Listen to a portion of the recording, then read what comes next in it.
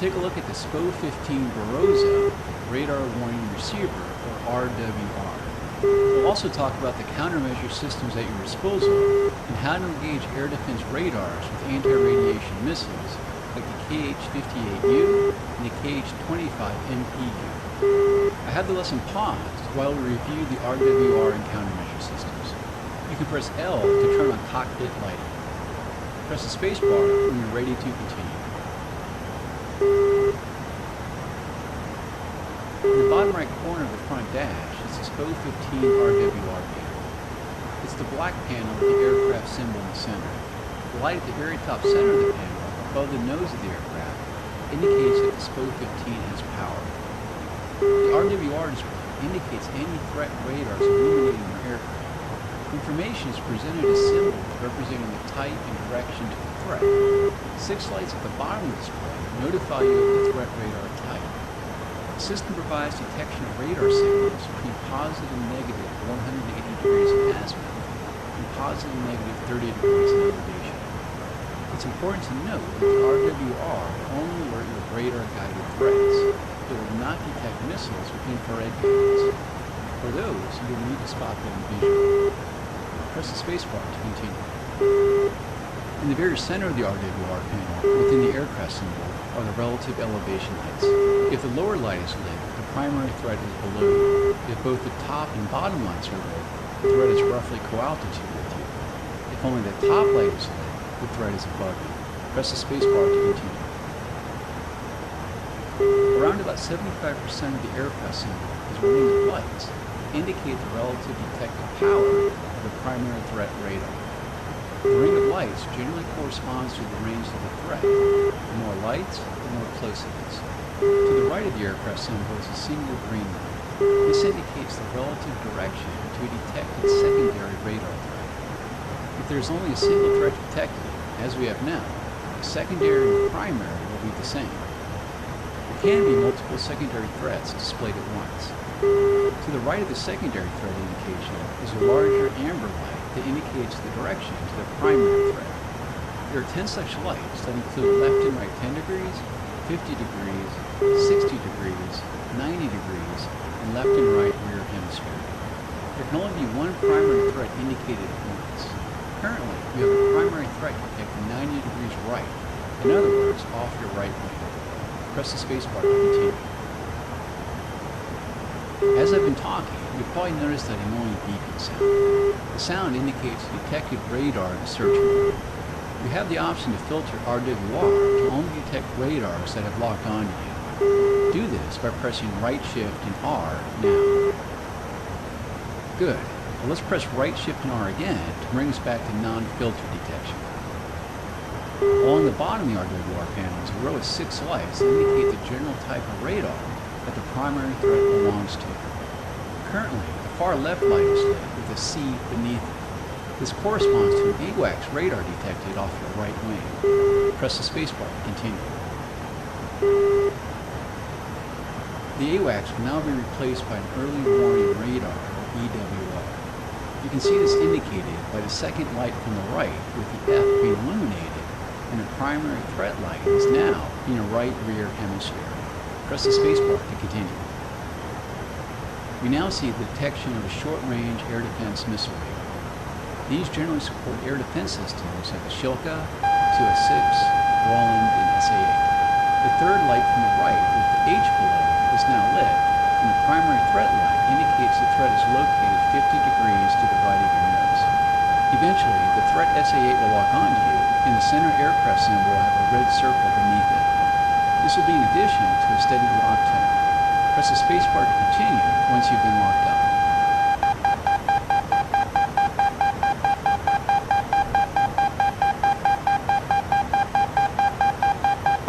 Next we have the medium-range radar, as indicated by the X light, third from the left. The primary threat has moved to between 30 and 50 degree left lights, meaning the threat is somewhere between 30 and 50 degrees off the left side of your nose. Medium SAMs include the SA-11, SA-6, and IHOP. The lock tone can be a bit too loud at times, so try decreasing its volume by pressing right Alt and comma.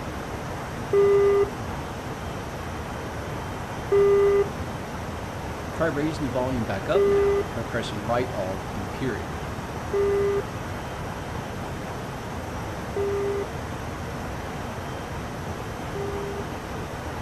The next primary detection is for a long-range SAM, like an S-300 or a Patriot. As such, we have a 3 indication light, second from the left, and our primary threat light is directly ahead of us. Press the spacebar to continue. The final threat type is for an airborne radar, as you might find in a fighter. The end light is indicated at the far left of the threat lights. The radar is detected between 10 and 50 degrees off the left side of the nose. Press the spacebar to continue. It should now provide you an overview of how to interpret the RWR panel. You can degrade an enemy unit's lock range by turning on your MPS-40 electronic countermeasure pods if loaded. When ECM is active, it will be broadcasting your presence to everyone. As such, it's best to only turn it on when you're locked up on enemy radar. We'll make an exception in this training case though, and have you turn it on now by pressing E. And the switch for the ECM countermeasure pod is over here on your right console. And Wags will make a statement that there will be a light on the right side panel, but in the Su-25T, that light is not on here, or it doesn't function.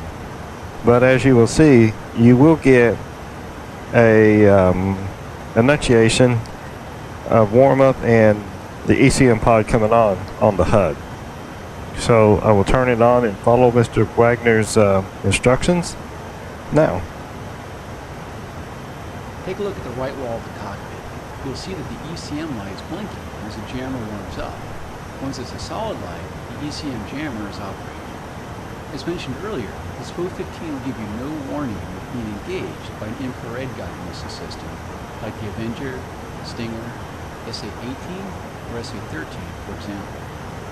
To help reduce the ability of such systems to engage you, it's wise to activate your IR jammer located in the tail of your aircraft. Try this now by pressing left shift and E. And the switch for the infrared jammer, again, is on the right console. And again, he'll mention that there's a light by the gear handle over here. And there is no light in the Su-25T. But again, you will get an indication on the HUD that the infrared jammer is on and operating. So continue on with Mr. Wagner's, our instructor's instructions. When you turned on the IR jammer, the indication light by the landing gear handle in the lower left corner of the front dash becomes illuminated. In addition to ECM infrared jammers, you also have expendable countermeasures in the form of chaff and flares. Chaff is a bundle of metallic strips that bloom when released. These can decoy the tracking of incoming radar-guided missiles. If possible, keep the missile off the left or right wing while dispensing chaff to have the best effect. Try releasing the chaff bundle now by pressing Insert.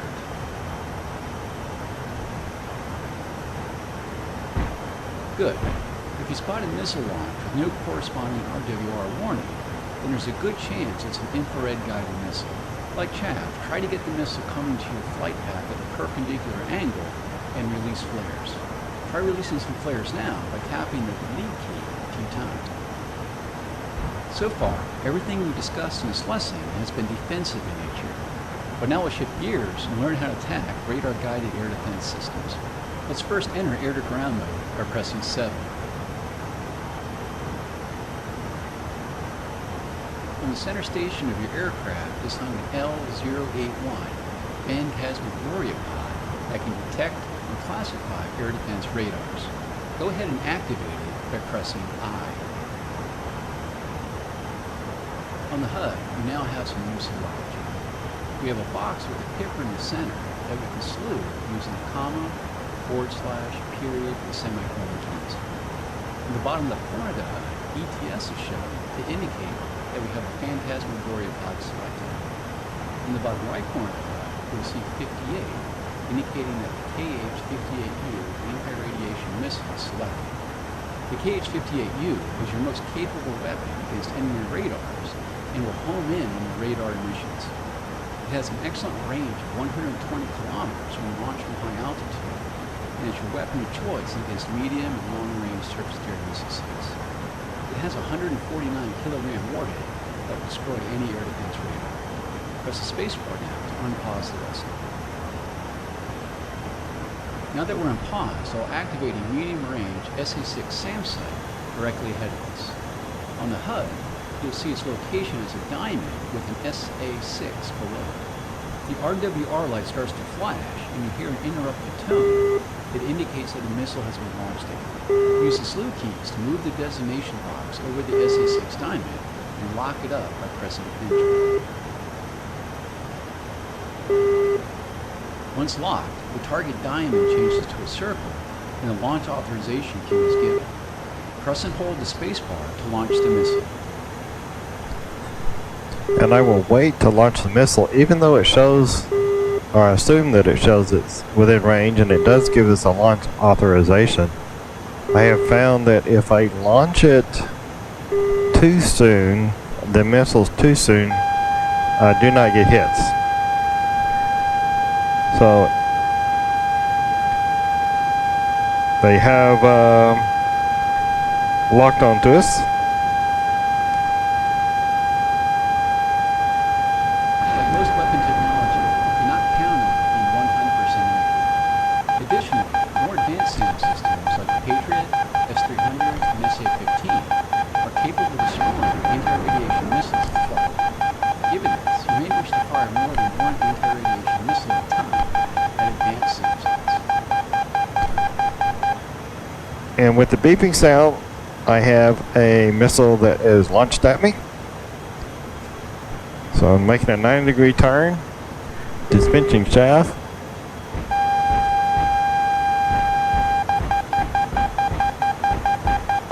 And there's the missiles.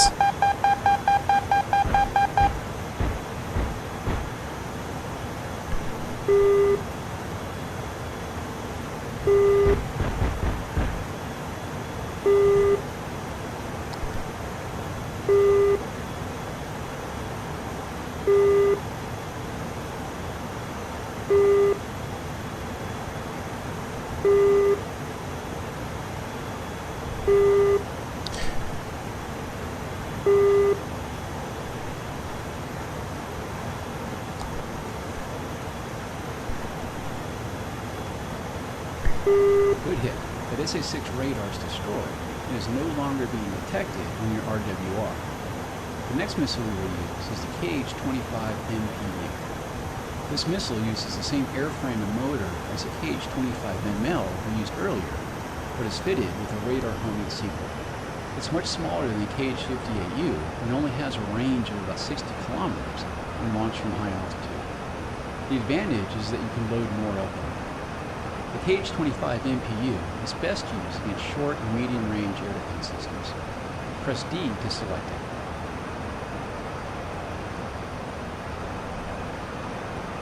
I've activated another radar-guided SAM site off to your right.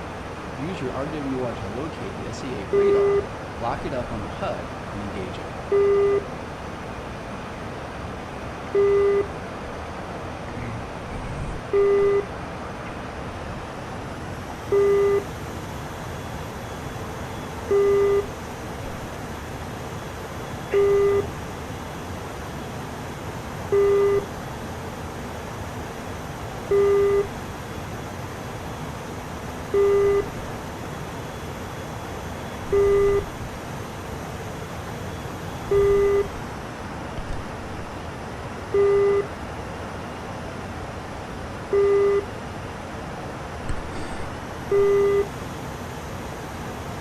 And here again, it shows that we're in range, but I have learned from doing this mission more than once over that you have to be a little bit closer. These missiles do not hit their target.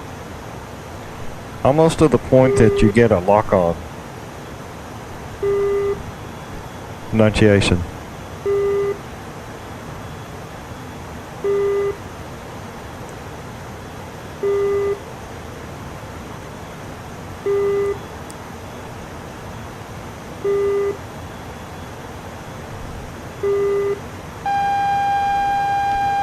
So I have a lock on. And then we'll fire.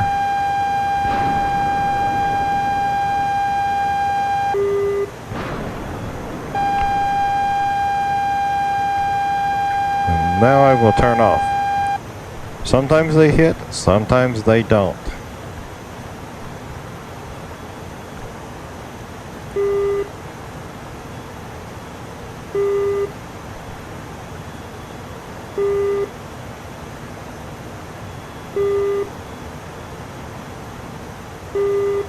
Well done.